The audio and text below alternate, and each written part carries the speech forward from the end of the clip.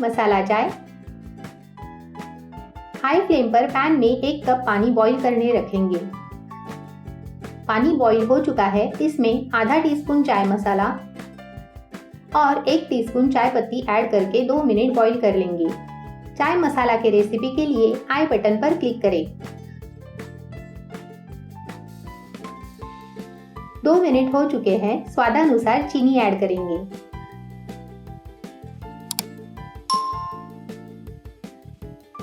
अब थोड़ा थोड़ा दूध ऐड करेंगे।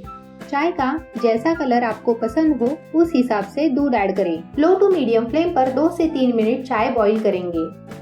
अब वक्त हो चला है सब्सक्राइबर शाउट आउट का, जो हम रैंडमली सिलेक्ट करते हैं। Shout out to Jaya. Thank you so much for your support. अगर आप अपना नाम अगले सब्सक्राइबर शाउट आउट में देखना चाहते हो तो चैनल को सब्सक्राइब जरूर करें। देखिए क्या मस्त चाय बनी है। गैस बंद करेंगे। चाय को छान लेंगे। मसाला चाय रेडी है। क्रिस्पी पकौड़ों के साथ चाय एंजॉय कीजिए। अगर आपको ये रेसिपी पसंद आई हो तो वीडियो को लाइक, शेयर और चैनल को सब्सक्राइब जरूर करें।